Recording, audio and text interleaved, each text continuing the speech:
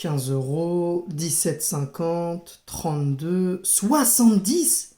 Ah ça, à tous les coups, ça doit être Panini. Ah ouais, quand même.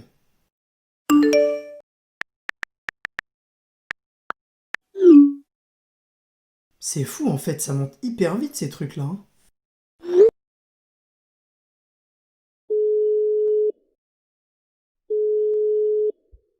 Ouais bébé, juste pour te dire que samedi 4 juillet, je pourrais pas venir avec toi chez tes parents.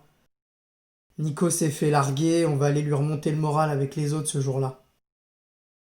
Ouais, c'est chaud pour lui là, il est détruit. Allez, bisous à ce soir. Yes!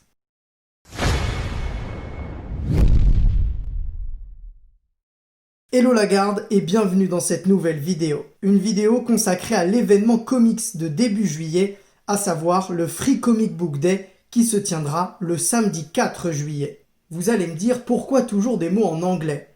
Bah c'est simple, c'est parce que déjà l'idée vient des États-Unis et aussi parce que le jour gratuit des comics, ça sonne moins bien, faut pas se mentir. Alors le Free Comic Book Day c'est quoi? C'est l'occasion de découvrir ou redécouvrir des comics pour tous ceux qui le souhaitent. Chaque année, les libraires qui souhaitent participer offrent des comics spécialement édités pour l'occasion. Ces exemplaires ne peuvent être vendus, ils doivent être offerts même si les librairies, elles, payent ces comics. L'événement a vu le jour aux États-Unis en 2002, en France ça existe depuis 2014. Normalement il se déroule le premier samedi du mois de mai. À ne pas confondre avec l'événement du premier samedi de chaque mois, comme sur Canal+. Bande de petits coquins. Mais cette année, Covid-19 oblige, le FCBD a été repoussé au 4 juillet. Le FCBD, c'est en gros la fête des comics. En plus des exemplaires offerts, les libraires mettent en place des activités, des stands de dédicaces, organisent des concours, offrent des cadeaux et bien d'autres choses selon les boutiques. Si certaines librairies offrent sans condition les comics, d'autres mettent en place des offres. Par exemple, pour un comics acheté en boutique, vous repartez avec 3 comics offerts du FCBD.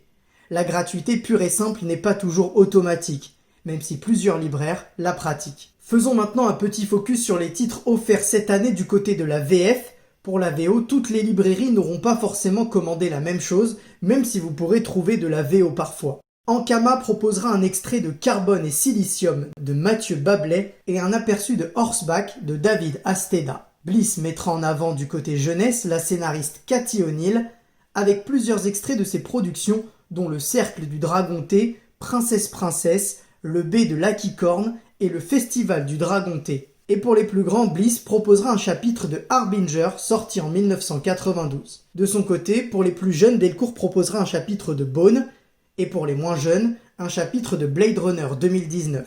Glénat ne sera pas en reste puisqu'il va offrir un chapitre de Lady Mechanica, un de ses titres phares, mais aussi un aperçu de Coda. E-Comics va frapper fort en offrant le chapitre d'ouverture d'Invisible Kingdom, son gros projet indé. Kinaï proposera un chapitre de La Sorcière Secrète, un récit plutôt orienté jeunesse. Comics Initiative va proposer un extrait de Vision, un projet autour d'Alan Moore. Monsieur Toussaint l'ouverture n'offrira pas un, mais 2 chapitres de Mind MGMT, une série d'espionnage. Panini Comics va mettre en avant sa collection jeunesse avec un chapitre de Spider-Man Venom double peine. Mais ce n'est pas tout, puisque Panini va rassembler dans un gros album le premier numéro d'Absolute Carnage de Donny Cates, mais aussi le Spider-Man de J.J. Abrams et Sarah Pikeli. Plutôt pas mal, non? Urban Comics ne sera pas en reste puisqu'il proposera le premier chapitre de Curse of the White Knight de Sean Murphy. Enfin, Comic Zone, librairie lyonnaise à l'origine du Free Comic Book Day en France, proposera un sketchbook sur la thématique du grand détournement. Des affiches de films seront revisitées à la sauce comics par des professionnels mais aussi des amateurs. Voilà, vous savez tout des comics qui seront proposés le 4 juillet. Pour finir, quelques petits conseils. Comme je vous l'ai dit précédemment, certaines librairies proposeront également de la VO. Donc si un titre vous intéresse, n'hésitez pas à chercher sur internet quelle librairie le proposera. Dernière petite chose, pour savoir si votre libraire préféré participe à l'opération, vous pouvez vous rendre sur le site du FCBD, sur lequel une carte répertorie l'ensemble des librairies participantes.